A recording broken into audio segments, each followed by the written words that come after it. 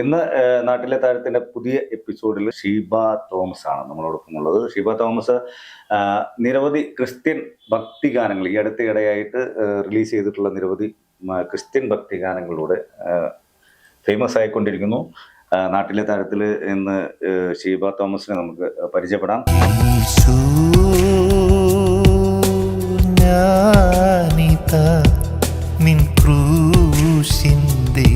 വഴിയേ വരുന്നു നിന്റെ നോവിന്റെ യാമങ്ങളിൽ കൂട്ടിരിക്കാൻ വരാ നിന്റെ മുറിവിന്റെ ആഴങ്ങളിൽ തണുവായി ഞാൻ പടരാ രാരീരം രാരീരോ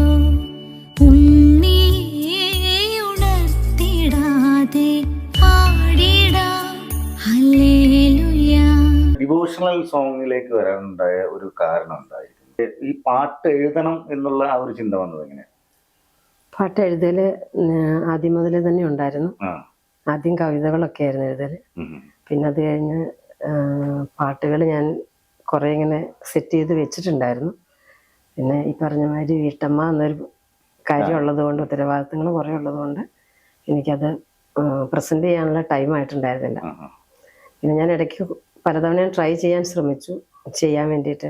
പക്ഷെ അന്നൊക്കെ എന്താ സംഭവിച്ചതെന്ന് വെച്ചാൽ ഏതാണ്ട് തമ്പുരാനൊരു നിശ്ചയമുണ്ടല്ലോ, ഒരു സമയം. അപ്പം ഞാൻ പ്രാർത്ഥിച്ചപ്പോഴും ഒക്കെ അങ്ങനെയാണ് ഒരു മെസ്സേജ് വന്നത്. എനിക്ക് തോന്നുന്നത് ഈ ശിവ ഇപ്പൊ ഈ അടുത്ത കാലത്ത് ഇറങ്ങിയിട്ടുള്ള ഏറ്റവും ലേറ്റസ്റ്റ് ആയിട്ടുള്ള ഒരു സോങ്ങാണ് രാരീരം. തുടക്കം എങ്ങനെയായിരുന്നു? ഏത് വർഷമായിരുന്നു ഈ പാട്ട് നമുക്ക് പ്രേക്ഷകരിലേക്ക് എത്തിക്കണമെന്ന് ഉണ്ടായ ഒരു തോന്നൽ എങ്ങനെയാണ്? ഒരു സമയത്ത് ഇതിനെ കണ്ടെത്തുന്ന ഒരു സമയം ഉണ്ടാവില്ലേ, പാട്ട് എഴുതാൻ വേണ്ടി കണ്ടെത്തുന്ന ഒരു സമയം? ഒരിക്കലും ഇല്ല. എന്നെ സംബന്ധിച്ചിടത്തോളം ഒരു സമയം കണ്ടെത്തി എഴുതാറില്ല ഞാൻ. വീട്ടമ്മ എന്നുള്ള ആ വാക്കില് എല്ലാം ഉണ്ട്. എന്നാന്ന് വെച്ചാൽ എൻ്റെ ഏറ്റവും അധികം പാട്ടുകൾ ഞാൻ എഴുതി വെച്ചേക്കുന്നതൊക്കെയും എൻ്റെ കിച്ചണിലെ വർക്കുകളുടെ ഇടയിൽ കൂടി. അപ്പോൾ ഇത് അങ്ങനെ നിശ്ചയിച്ചിരുന്നിട്ട് വരുന്നതല്ല, ബൈ ചാൻസ് ആണ്. അപ്പം അതങ്ങനെ സംഭവിക്കുമ്പം ഞാൻ ആദ്യമൊക്കെ ഞാൻ വിചാരിക്കും ഇങ്ങനെ പിന്നെ എഴുതാം, ഇത് കഴിയട്ടെ എന്നൊക്കെ വിചാരിക്കുമായിരുന്നു. അപ്പം പിന്നെ നോക്കുമ്പോൾ പിന്നെ അത് മറന്നുപോകും. അപ്പൊ നമ്മൾ കിച്ചണിൽ വർക്ക് ചെയ്യുന്ന സമയത്ത് തന്നെ ചെറിയ നോട്ട് ചെയ്തു ഞാൻ ഒരു ബുക്കും, പിള്ളേരെന്നെ കളിയാക്കും, ഒരു ബുക്കും പേപ്പറും എപ്പോഴും അവിടുത്തെ ഷെൽഫിലുണ്ടാവും. കറി വെക്കുവാണെങ്കിൽ അതിനിടയിൽ കൂടെ എഴുതി വെക്കുമായിരുന്നു ആദ്യം. പിന്നെ കുറെ നാള് എങ്ങനെയാ വെച്ചാൽ അതിന്റെ music already music with lyrics ആണ് വരുന്നത്. ഞാനത് ചോദിക്കണം എന്ന് വിചാരിച്ചത്. അപ്പൊ നമ്മളൊരു പാട്ട് മനസ്സിൽ എഴുതുമ്പോൾ മനസ്സിൽ എഴുതിയിട്ടാണല്ലോ താളുകളിലേക്ക് മറിക്കുക. അപ്പൊ ആ മനസ്സിൽ എഴുതുന്ന സമയത്ത് ആ ഒരു ഈണം ആദ്യം തന്നെ പ്ലാൻ ചെയ്യും? പ്ലാനിങ് ഒന്നുമില്ല, എല്ലാം ബൈ ചാൻസ് ഇങ്ങനെ ഇൻ ടൈമിൽ ഇങ്ങനെ വരുവാണ്. അപ്പം മ്യൂസിക് വിത്ത് ലിറിക്സ് ആണ് എനിക്ക് മനസ്സിലേക്ക് വരുന്നത് തന്നെ. പാട്ട് എഴുതുന്നതോടൊപ്പം തന്നെ ആ ഈണം മനസ്സിലുണ്ടാവും. ചില മ്യൂസിഷ്യൻസ് പറയാറുണ്ട് മ്യൂസിക് കൊടുത്തിട്ട് പാട്ട് ചെയ്യും, ലിറിക്സ് ചിലർ ലിറിക്സ് കൊടുത്തിട്ട് ചെയ്യും. പക്ഷെ ഇത് രണ്ടും കൂടി ഒരുമിച്ച് ചെയ്യാനൊരു കൃപ തമ്പുരാൻ തന്നിട്ടുണ്ട്. അപ്പൊ അങ്ങനെയാണ് ചെയ്യുന്നത്. പണ്ട് ഇതേപോലെ ഒരു 20 വർഷം മുൻപ് കുറെ ഇങ്ങനെ കണ്ടിന്യൂസ് ആയിട്ട് എഴുതുമായിരുന്നു. അപ്പം നമ്മുടെ കോൺവെന്റിൽ ഒരു സിസ്റ്റർ ഉണ്ടായിരുന്നു, സിസ്റ്റർ ജാൻസി. എനിക്ക് അവരെ മറക്കാൻ പറ്റിയല്ല. കാരണം അവര് ഈ ലിറിക്സ് കണ്ടപ്പോ പറഞ്ഞു, ശിവേ ഇതൊരു ദിവസം വെളിച്ചം കാണും ഉറപ്പായിട്ടും. ആ വാക്കും മറക്കാൻ പറ്റത്തില്ല. പക്ഷെ അത് ഈ അടുത്ത കാലത്ത് ഞാൻ ഈശോ ഞാനിതാ ചെയ്തപ്പം ഞാനത് സിസ്റ്ററിന് അയച്ചു കൊടുത്തു. എൻ്റെ ഇങ്ങനെ വരുന്നുണ്ടെന്ന് പറഞ്ഞ് മെസ്സേജ് ഇട്ടു. പറഞ്ഞു വരട്ടെ. പിന്നെ 2-3 ഒരുമിച്ച് ഇങ്ങോട്ട് ചെയ്തപ്പോൾ പറഞ്ഞു, ഞാൻ പറഞ്ഞത് എങ്ങനെയുണ്ടെന്ന് ചോദിച്ചു. അപ്പൊ അത് സിസ്റ്ററും മറന്നിട്ടില്ല, ഞാനും മറന്നിട്ടില്ല എന്നുള്ളത്. അപ്പൊ ആദ്യം എഴുതിയിട്ടുള്ള പാട്ട് പിന്നെ എങ്ങനെയാണ് അത് വന്നത് എന്നുള്ള ഓർമ്മയുണ്ടോ? എപ്പോഴെങ്കിലും ഞാൻ ആദ്യം ചെയ്തിട്ടുള്ള ഒരു പാട്ട് എങ്ങനെയായിരുന്നു എന്ന് ആരെങ്കിലും ചോദിച്ചു കഴിഞ്ഞാൽ ഓർമ്മയുണ്ടായിരുന്നു? എനിക്ക് തോന്നുന്നത് 2021 തോന്നുന്നു ആദ്യ ഗാനം പുറത്തേക്ക് വന്നത്, പരിശുദ്ധ പരമദിവ്യകാരുണ്യം. ഞാൻ കേട്ടിട്ടുണ്ട്. വളരെ മനോഹരമായിട്ടുള്ള ഒരു പാട്ടാണ്. എനിക്ക് തോന്നുന്നത് ശിവയുടെ മോള് തന്നെ ആയിരിക്കും ആ പാട്ട് പാടിയത്. അവളെ പാടിയത്. അത് ഈ പറഞ്ഞ പോലെ ഞാൻ ചെയ്യണം എന്ന് വിചാരിച്ചിരുന്നു. ഇപ്പം വയനാട്ടിലുള്ള ഒരു വിനോദ് സാറിനെ പരിചയപ്പെട്ടു. അപ്പം പുള്ളിക്ക് സ്റ്റുഡിയോ ഉണ്ട്. പുള്ളി ഒരു ദിവസം എന്താ പറയുക, വാ മോളെ കൊണ്ടൊന്ന് പാടിച്ചു നോക്കാം. അപ്പം ഞങ്ങൾക്ക് അത്ര വലിയൊരു ആത്മവിശ്വാസമൊന്നും ഇല്ല ഇവളുടെ കാര്യത്തിൽ. അപ്പം ചെന്ന് ഇവള് സ്റ്റുഡിയോയിൽ വെച്ച് ഇവളിങ്ങനെ റെക്കോർഡിങ് സ്റ്റുഡിയോയിൽ പാട്ട്, ഇവളുടെ വോയിസ് ഇങ്ങനെ വന്നപ്പോൾ ഞങ്ങൾക്ക് ഭയങ്കര അത്ഭുതമായി. ഇത്ര സ്വീറ്റാണല്ലോ എന്ന് ഓർത്തു. അപ്പം പിന്നെ നെക്സ്റ്റ് മന്ത് അത് ചെയ്തു. നമ്മള് അതിന് വിഷ്വൽ ചെയ്യില്ലോ, അതിന്റെ വിഷ്വൽ ഉണ്ട്. വിഷ്വൽ ചെയ്യുന്ന ഇപ്പൊ ചെയ്തിട്ടുള്ള എല്ലാ പാട്ടുകൾക്കും വിഷ്വൽ ഉണ്ടെന്ന് തോന്നുന്നു. അപ്പൊ ആദ്യത്തെ വിഷ്വൽ ചെയ്യുമ്പോൾ മകളെ വെച്ച് പാടി ആ സ്റ്റുഡിയോയിലുള്ള വിഷ്വൽസ്, അതേപോലെ തന്നെ പുറത്ത് നമ്മള് എനിക്ക് തോന്നുന്ന ആ പാട്ട് മുഴുവൻ ഒരു പള്ളിയുടെ ഉള്ളിൽ നിന്നുള്ള ചിത്രീകരിച്ച പാട്ടുകളാണ്. അത് നമ്മുടെ ഏത് പള്ളിയാണെന്ന് ഓർക്കുന്നുണ്ടോ? അത് വയനാട്ടിലുള്ള പള്ളിയാണ്. അതില് ആക്ട് ചെയ്യാൻ വേണ്ടി ഒരു കൊച്ചുണ്ടായിരുന്നു എക്സ്ട്രാ. അത് തന്നെയല്ല, അതിൻ്റെ അകത്ത് കുറച്ച് വേറൊരു കുട്ടി ഒരു കുറച്ച് ഭാഗം അഭിനയിക്കുന്നത് പോലെയാണ്. അപ്പൊ അതിൻ്റെ അകത്ത് മോളോട് പറഞ്ഞപ്പോ അവൾക്കത് താല്പര്യമില്ല. അങ്ങനെ വേറെ ആളെ വെച്ചു. ഞങ്ങൾക്ക് ഇതിനെപ്പറ്റി വലിയൊരു ഐഡിയ ഇല്ലായിരുന്നു ഇതെങ്ങനെ ചെയ്യണം എന്നുള്ളത്. അപ്പം ഫസ്റ്റ് തന്നെ ചെയ്യുന്നത് ഓവർ വിഷ്വൽ വേണ്ടാന്ന് ഓർത്തിട്ട് സിമ്പിൾ ആയിട്ട് ചെയ്തു. അപ്പം നോക്കുമ്പം കുറച്ച് വിഷ്വൽ വേണമെന്ന് അവർ പറഞ്ഞപ്പം അത് വേറെ കൊച്ചിനെ വെച്ച് ചെയ്യിപ്പിച്ചതാണ്. പക്ഷെ അത് അത്ര അങ്ങോട്ട് ആ പാട്ടിന് വേണ്ട ഒരു എഫക്റ്റ് അതിൻ്റെ വിഷ്വൽസിൽ കിട്ടിയിട്ടില്ല. പാട്ട് വളരെ പോപ്പുലർ ആയി. ആദ്യം വിഷ്വല് വന്ന സമയത്ത് മനസ്സിൽ എങ്ങനെയായിരുന്നു ആദ്യത്തെ വിഷ്വല്? ഒരു പാട്ട് നമ്മൾ മനസ്സിൽ നിന്ന് രൂപപ്പെടുന്നു, അത് ജനങ്ങളിലേക്ക് എത്തുന്നു, ജനങ്ങളത് സ്വീകരിക്കുന്നു. അങ്ങനെ കാണുന്ന സമയത്ത് എന്ത് തോന്നി ആദ്യം ആ പാട്ട് റിലീസ് ചെയ്തു? ഭയങ്കര സന്തോഷവും ഒരു ആത്മവിശ്വാസവും, ഇത് നമ്മളെ കൊണ്ട് സാധിച്ചല്ലോ എന്നൊരു ശരിക്കും അത്ഭുതമായിരുന്നു എനിക്ക്. ആദ്യ പാട്ട് തന്നെയാണ് അടുത്ത പാട്ടിന്റെ പ്രചോദനം കൂടി? ഉറപ്പായിട്ടും. ഞാൻ അതിന് മുൻപ് വേറൊരു കാര്യം പറയാം. ആദ്യ പാട്ട് എന്ന് ചോദിച്ചാലൊന്നും എനിക്ക് അറിയത്തില്ല. കാരണം ഞാൻ ഒരു 10-100ഓളം പാട്ടുകൾ ഇങ്ങനെ എഴുതി വെച്ചിട്ടുണ്ടായിരുന്നു. അതില് ഏറ്റവും ബെറ്റർ ഇങ്ങനെ നമ്മൾ ആൾക്കാർക്ക് ക്യാച്ച് ചെയ്യാൻ പറ്റും എന്ന് തോന്നുന്ന ഒരു സംഭവമാണ് ചെയ്തത് ആദ്യം. അപ്പം അത് ചെയ്യുമ്പോഴും ആ പാട്ട് മോൾക്ക് റെക്കോർഡിങ് ചെയ്യുന്ന സമയത്തിനും മുൻപേ നമ്മുടെ പള്ളിയിൽ കുർബാനയ്ക്ക് ഞങ്ങളത് പാടിയിട്ടുണ്ടായിരുന്നു. മോളും പാടിയിട്ടുണ്ടായിരുന്നു, ഞാനും പാടിയിട്ടുണ്ടായിരുന്നു. പക്ഷെ അത് ഇറങ്ങിക്കഴിയുമ്പോഴും ആൾക്കാർ ശ്രദ്ധിക്കുന്നില്ലല്ലോ ഇത് ഏതാ പാട്ട്. പക്ഷെ ഈ പാട്ട് കേട്ടിട്ടും പിന്നെ കുറെ ആൾക്കാർക്ക് ഭയങ്കര സന്തോഷം. പിന്നെ അത് നല്ല, ഞാൻ ധ്യാനത്തിനൊക്കെ പോകുമ്പോൾ പാടിയിട്ടുള്ളപ്പം ഭയങ്കര അനുഭവമാണ് ആ പാട്ട്. ഈ പാട്ട് എഴുതുന്ന സമയത്ത് നമ്മൾ മാനസികമായിട്ടും ശാരീരികമായിട്ടും അതിനോടൊരു പ്രിപ്പറേഷൻ നടക്കുമല്ലോ, അങ്ങനെ ഉണ്ടായിട്ടുണ്ടോ? അതോ വന്ന് സംഭവിക്കുന്നതാണ് ഈ ഓരോ? ഞാൻ ഓൾറെഡി അതിങ്ങനെ ഞാൻ പറഞ്ഞല്ലോ, ലിറിക്സ് ഇങ്ങനെ എഴുതി വെക്കും. പിന്നെ അതെല്ലാം സെറ്റ് ചെയ്യണം. ഒറ്റയടിക്ക് എഴുത്ത് കഴിയല്ല. പിന്നെ അതിന്റെ ലിറിക്സ് ഒക്കെ നമ്മൾ കറക്റ്റ് ചെയ്യാനുണ്ടാവും. പിന്നെ മ്യൂസിക്കിന്റെ ഒപ്പത്തിന് വരണം. അപ്പം ഇത് രണ്ടും ഒരാൾ തന്നെ ചെയ്യുന്നതുകൊണ്ട് പിന്നെ അതിന്റെ കുറെ വെട്ടിത്തിരുത്തുകൾ വരും. അപ്പൊ ചിലപ്പം 3, 4, 5, 6 തവണയൊക്കെ പാട്ടിനെ മാറ്റി വെച്ചിട്ടുണ്ട്. പിന്നെ അത് മാത്രല്ല, വേർഡ്സ് നമുക്ക് ചുമ്മാ ഒരു വേർഡ്സ് ഒരു മ്യൂസിക്കിൽ ചെയ്യാൻ പറ്റിയല്ല. നമ്മളൊരു പാട്ട് കേൾക്കുമ്പോൾ നമ്മൾ സാധാരണ കേൾക്കുമ്പോൾ നമ്മുടെ ഉള്ളിലോട്ട് ഇറങ്ങുന്ന രീതിക്കുള്ള വാക്കുകൾ വരണമല്ലോ. അന്നേരം വാക്കുകൾ ഞാൻ മാറ്റും. ചിലപ്പം വന്ന വാക്കുകളായിരിക്കില്ല, സംഭവം അല്ലാതായിരിക്കും, കണ്ടന്റ് സെയിം ആയിരിക്കും, പക്ഷെ വാക്കുകൾ അതായിരിക്കും മാറ്റി പിടിപ്പിക്കും. മനസ്സിന് ഒരു സന്തോഷം തോന്നുമ്പോഴാണോ, ഒരു സങ്കടം വരുമ്പോഴാണോ കൂടുതൽ വരികൾ എഴുതാൻ സങ്കടം വരുമ്പോഴാണ്? അത് ഉറപ്പായിട്ടും. കർത്താവിനോട് അല്ലെങ്കിൽ മാതാവിനോടൊക്കെ കൂടുതൽ അടുക്കാൻ വേണ്ടിയിട്ടുള്ള വരികൾ നമ്മൾക്ക് മനസ്സിലങ്ങനെ തോന്നിക്കുകയാണ്.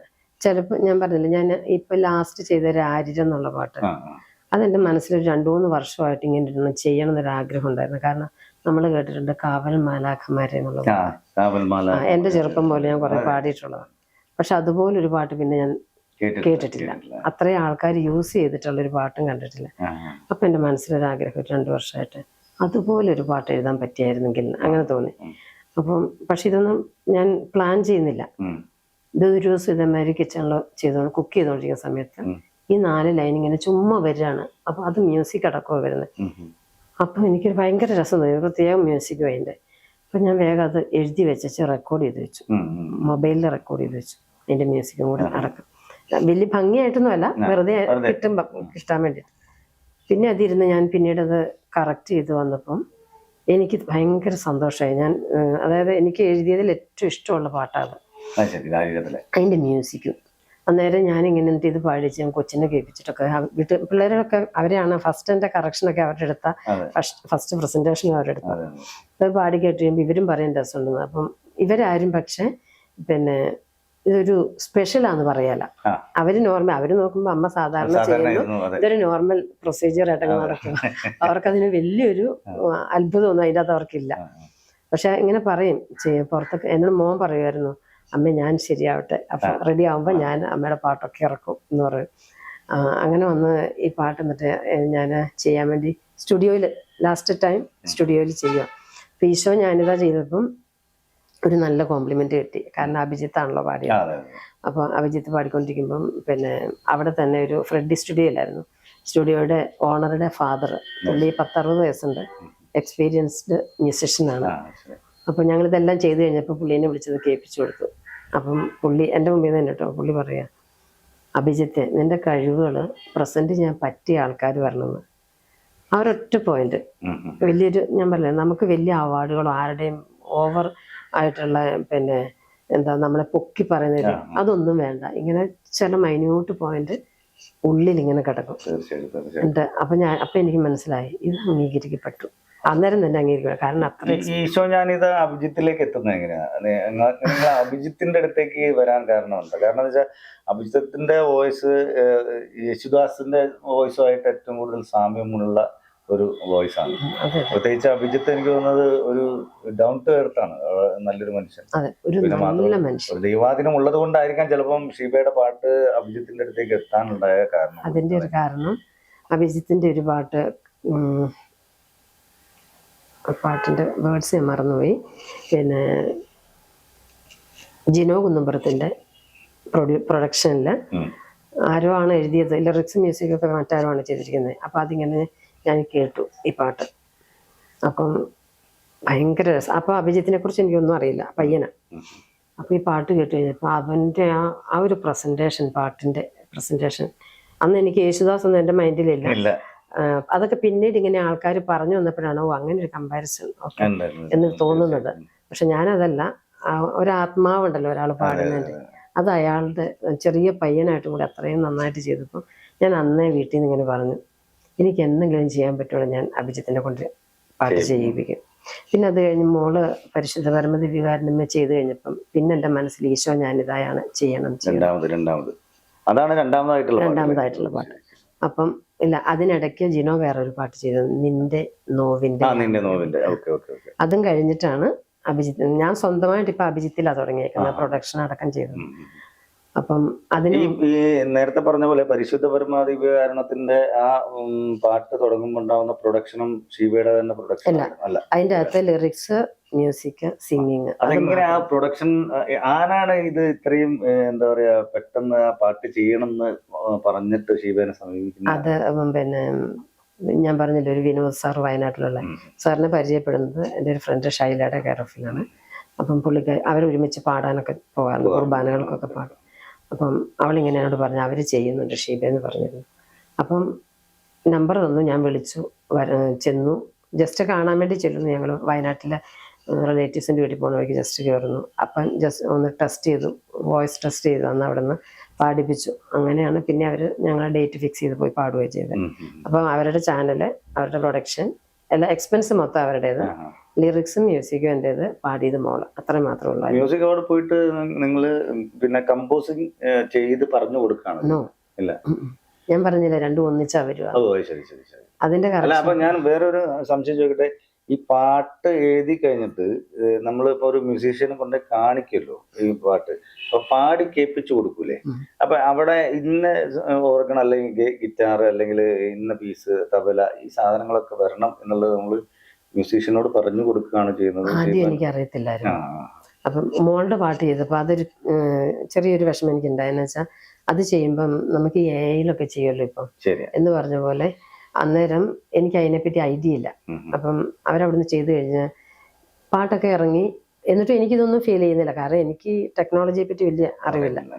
അപ്പം പിന്നെ ഒരു ദിവസം നമ്മുടെ തേവടിയിലെ അലൻ കീബോർഡ് വായിക്കും, അലൻ ഈ പാട്ട് ചേച്ചി ഇതേ ലൈവ് വായിച്ചിട്ടില്ല അല്ലേന്ന് ചോദിച്ചു. അറിയാമല്ലോ. അപ്പം ലൈവോ അങ്ങനെ ഒരു സംഭവം ഉണ്ടോ അങ്ങനെ വിചാരിച്ചു. അപ്പം ഞാൻ അന്വേഷിച്ച് നോക്കുമ്പം നമ്മൾ ഫ്ലൂട്ടൊക്കെ ഓൾറെഡി ലൈവ് വായിക്കുമല്ലോ. ആ ലൈവ് വായിക്കുന്നത് നമ്മൾ കാണണമെങ്കിൽ, ഓൾറെഡി കാണണമെങ്കിൽ അത് അതിൽ ചെയ്തിട്ടുണ്ടാവും. അതെ അതെ അതെ. അപ്പൊ അത് ചെയ്തിട്ടില്ലായിരുന്നു. അപ്പോഴാണ് എനിക്ക് അങ്ങനെ ഒരു ഐഡിയ വന്നത്, ഇതിന് ഇങ്ങനെ ഒരു കുഴപ്പമുള്ളത്. അപ്പൊ ഞാൻ ഈ പാട്ട് എൻ്റെ മെയിൽ വേർഷൻ ചെയ്യണം എന്ന് ഓർത്തിട്ടുണ്ടായിരുന്നു. അപ്പം അന്ന് മനസ്സിൽ വെച്ചതാണ് അഭിജിത്തിനെ കൊണ്ട് അത് ചെയ്യണം, അത് ഇനിയും ചെയ്യിക്കണം തന്നെയാണ് എൻ്റെ ആഗ്രഹം. മെയിൽ വോയിസ് ചെയ്തിട്ടില്ല. അപ്പം ഈ ഈശോ ഞാനിതാ കുറേ ഒരു മാസ്റ്റർ പീസ് പോലെ മനസ്സിൽ കൊണ്ടു നടക്കുക. അപ്പം ഞാൻ ഇങ്ങനെ വീട്ടിൽ നിന്ന് പറഞ്ഞു അഭിജിത്തിനെ കൊണ്ട് ചെയ്യിക്കണം. പക്ഷെ അത് എറണാകുളത്ത് പോകണം, എന്നെ സംബന്ധിച്ച് ഹസ്ബൻഡിൻ്റെ കാര്യമൊക്കെ അറിയാമല്ലോ. അപ്പം പോകാൻ ഇച്ചിരി റിസ്ക്കാണ്, മോൻ സ്ഥലത്തില്ല, ഞാൻ തന്നെ പോകണം. ഒരു ദിവസം ബൈ ചാൻസ് അവന് ബാംഗ്ലൂരിൽ നിന്ന് ഞാൻ വിളിക്കുന്നു, നമുക്ക് ഇരിട്ടിക്ക് പോകാൻ. എൻ്റെ നാട് ഇരിട്ടിയാണ്, കണ്ണൂർ. അപ്പം ഞങ്ങളുടെ നാട്ടിലുള്ളൊരു മ്യൂസിഷ്യനുണ്ട്, സിബിച്ചൻ എന്ന് പറഞ്ഞിട്ട്. അപ്പോൾ പുള്ളിയെടുത്ത് ചെയ്യാമെന്ന് വെച്ചു. അങ്ങനെ പുള്ളിയെടുത്ത് പോയി ഒരാളെ കൊണ്ട് പാടിച്ചു. പക്ഷേ എനിക്ക് ഒരു സമാധാനമില്ല, ഇതിങ്ങനെ ചെയ്താൽ ശരിയാകില്ല. വീട്ടിൽ കൊണ്ടുവന്നാൽ കേട്ട് കഴിഞ്ഞപ്പം വീട്ടിൽ നിന്ന് ഹസ്ബൻഡും പിള്ളേരും ഒക്കെ പറഞ്ഞു, അമ്മ അത് വേണ്ടമ്മ, അത് ശരിയായിട്ടില്ല.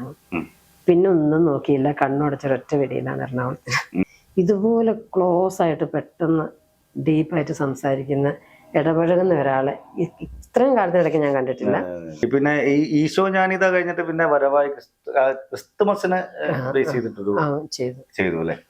അതിന്റെ എക്സ്പീരിയൻസ് എങ്ങനെയാണ് ക്രിസ്മസിന്റെ ആ ഒരു സംഭവം ചെയ്തത്? കുറെ എനിക്ക് തോന്നുന്നു 2-3 ആർട്ടിസ്റ്റുകൾ ഉണ്ട്, 3 അല്ല 2, 3, 5 പേര് പാടിയിട്ടുണ്ട്.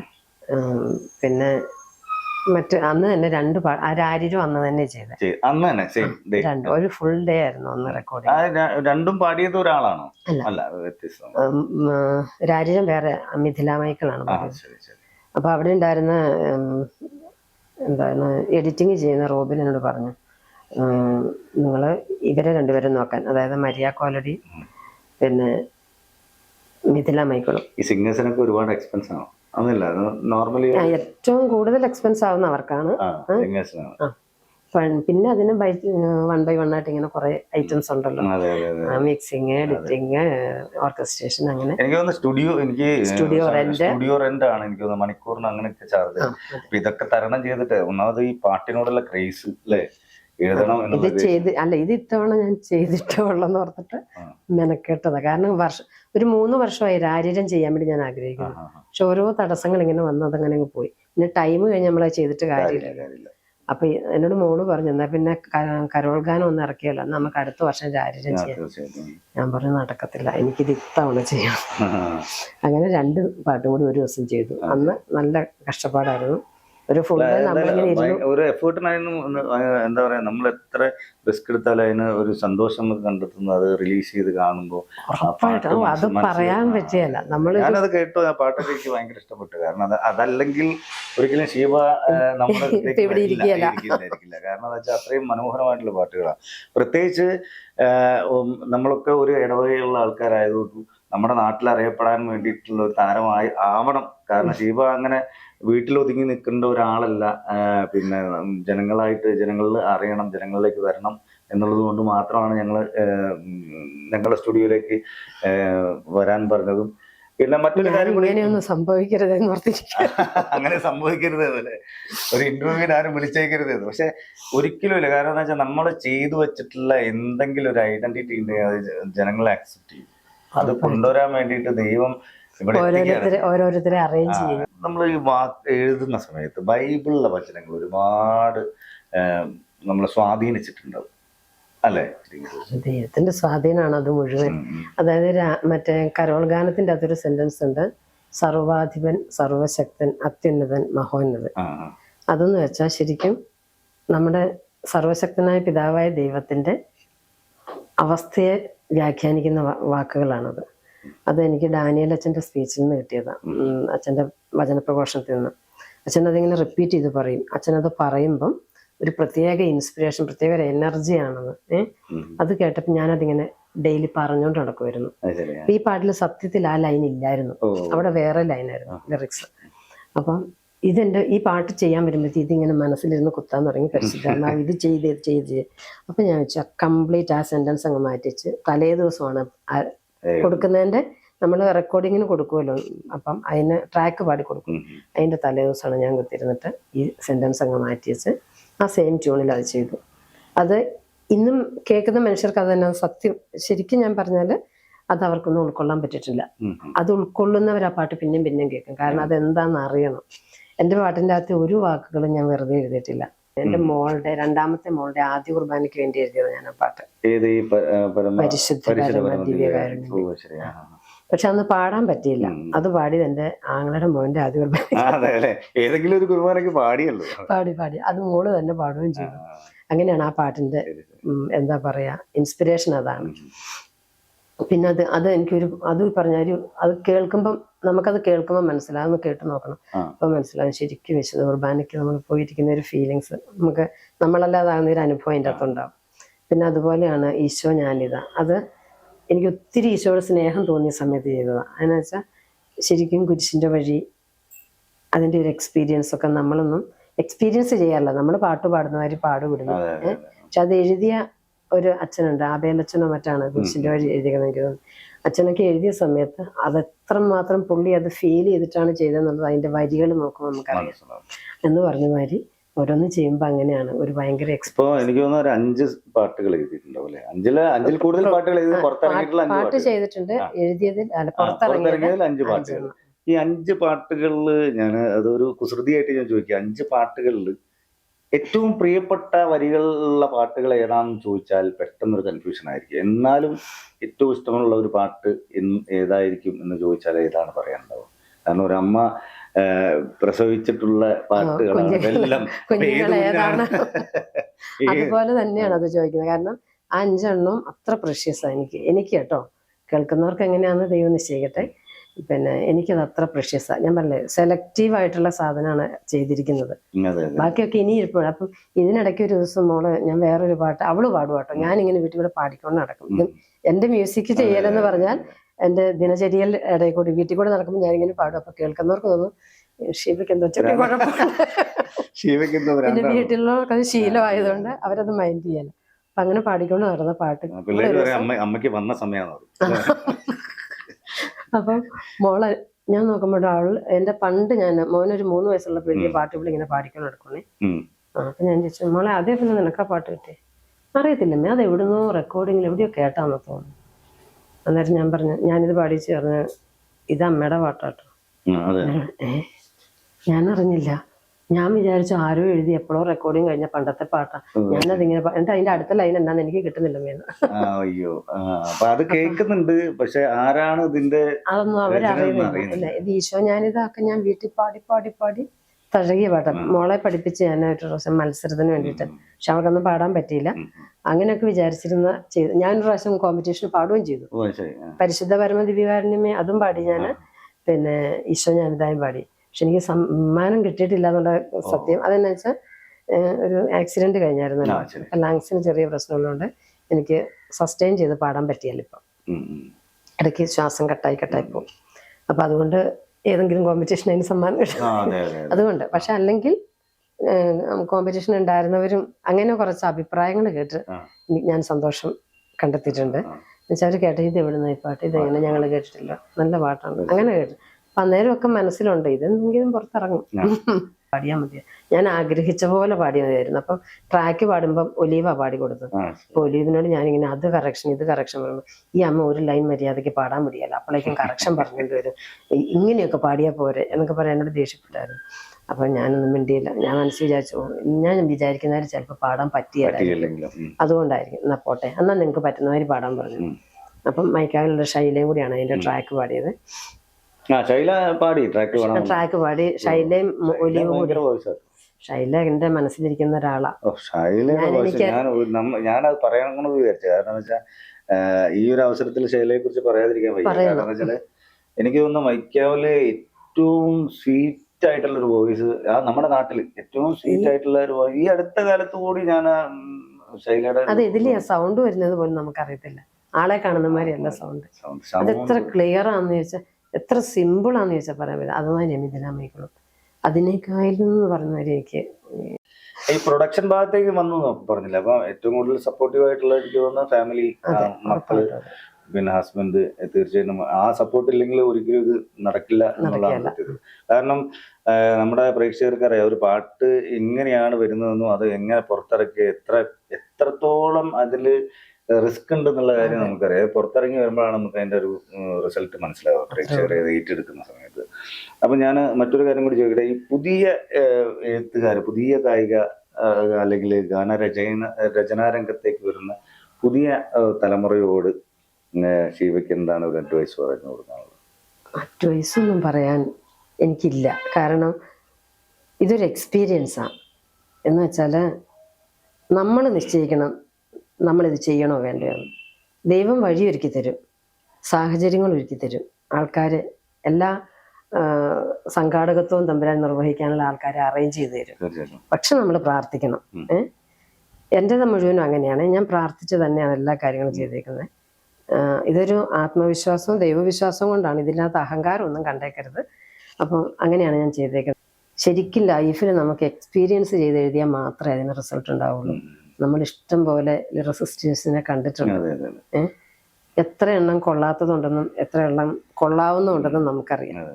നമ്മുടെ മനസ്സിൽ ഒരു പാട്ട് കേട്ടാൽ അത് നമ്മുടെ ഹൃദയത്തിലേക്ക് കയറി അവിടെ ഇരുന്നിട്ട് പിന്നെ നമ്മളെ അത് ശല്യം ചെയ്യണമെങ്കിൽ ആ പാട്ടിൽ എന്തെങ്കിലും കഴമ്പുണ്ടാവണം. അപ്പം ഭക്തി മാത്രം പോരാ, വിശ്വാസം മാത്രം പോരാ, ലിറിക്സ് പോരാ, എല്ലാത്തിനും അതിൻ്റെതായ സ്ഥാനമാണ്. ലിറിക്സ് എഴുതിയാൽ ലിറിക്സ് കറക്റ്റ് നല്ല ഭംഗിയുള്ള ലിറിക്സ് ആവണം. പിന്നെ മ്യൂസിക് ചെയ്താൽ ഹൃദയത്തിലേക്ക് തറച്ചു കയറുന്നൊരു മ്യൂസിക് ആവണം. ഓർക്കസ്ട്രേഷൻ്റെ അകത്ത്, മിക്സിങ്ങിൻ്റെ അകത്ത്, ഇതൊക്കെ ഒരു കലയാണ്. അപ്പം ഇതിൻ്റെ എല്ലാവർക്കും അവരവരുടേതായ പാർട്ട് ചെയ്യാനുണ്ട്. ഇതിൻ്റെ അകത്ത് ആത്മാർത്ഥതയോടെ ചെയ്താൽ അത് ചെയ്യാനുണ്ട്. അപ്പം അങ്ങനെ നമ്മൾ വെറുതെ ഒരു പാട്ട് എഴുതിയെന്ന് വെച്ച് അതൊരു പാട്ടാക്കിയല്ല. അതിൻ്റെ പ്രാണൻ എല്ലാ ഭാഗത്തുനിന്നും ഒരുമിച്ച് ചേർന്ന് അസലൊരു പ്രാണനാകുമ്പോഴാണ് അതൊരു ജീവനുള്ള പാട്ടാണ്. അപ്പം എഴുതാൻ വരുന്നവര് ഞാനിപ്പോൾ ഇന്ന് എഴുതി നാളെ ആളാകാന്ന് വിചാരിച്ചിട്ടൊന്നും വന്നിട്ട് കാര്യമില്ല. അങ്ങനെ ഒന്നും ഇവിടെ സംഭവിക്കുകയല്ല.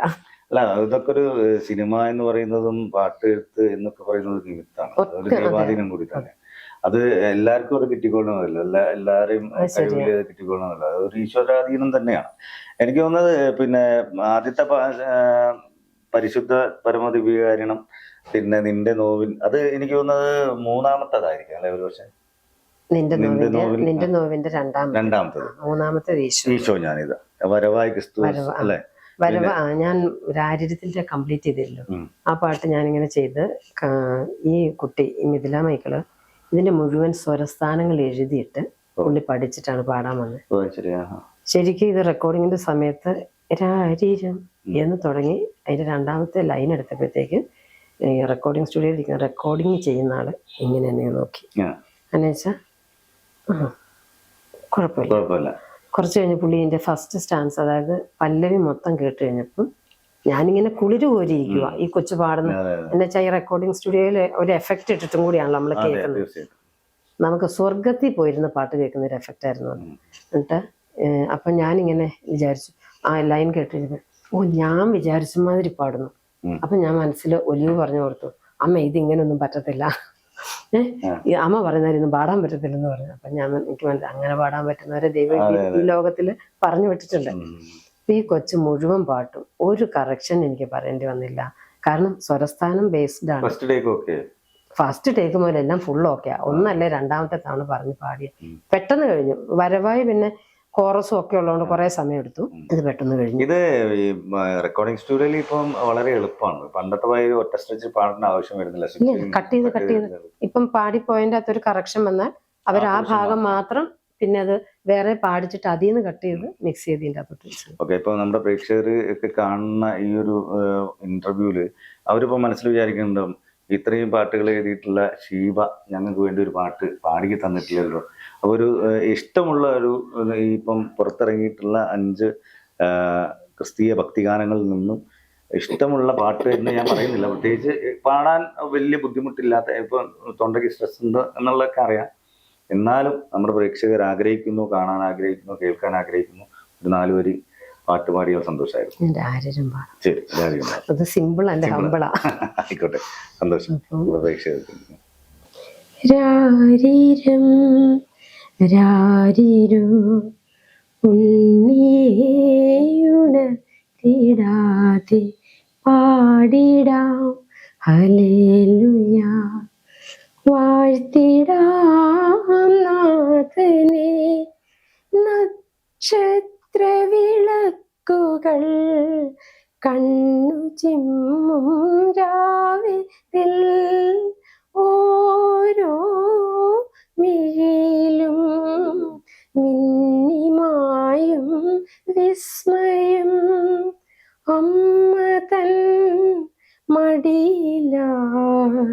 ദൈവമുറങ്ങുന്നു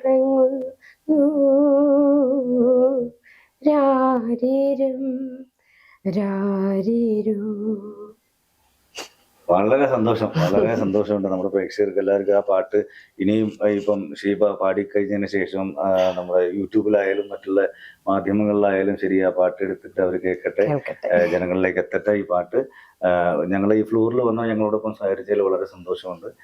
ഒരുപാട് പാട്ടുകൾ എഴുതാനും ഇനിയും ഒരുപാട് എന്താ പറയാ പാട്ടുകൾ പ്രേക്ഷകരിലേക്ക് എത്തിക്കാനും ഉള്ള എല്ലാവിധ എന്താ പറയാ അനുഗ്രഹങ്ങളും ദൈവം തരട്ടെ എന്ന് ആത്മാർത്ഥമായിട്ട് അല്ലെ. അച്ചുവേട്ടന്റെ വാക്കുകൾ പൊന്നാവട്ടെ. അതെ, താങ്ക് യു സോ മച്ച്. ദൈവം അനുഗ്രഹിക്കട്ടെ എല്ലാവരെയും. ഒരുപാട് സന്തോഷം ഞങ്ങളോടൊപ്പം ജോയിൻ ചെയ്തത്. Thank you. അപ്പൊ നമ്മൾ ഇനി മറ്റൊരു അതിഥിയുമായി നാട്ടിലെ താരത്തിൽ നമ്മൾ വീണ്ടും കാണാം. നാട്ടിലെ താരം നമ്മുടെ സ്വന്തം താരം.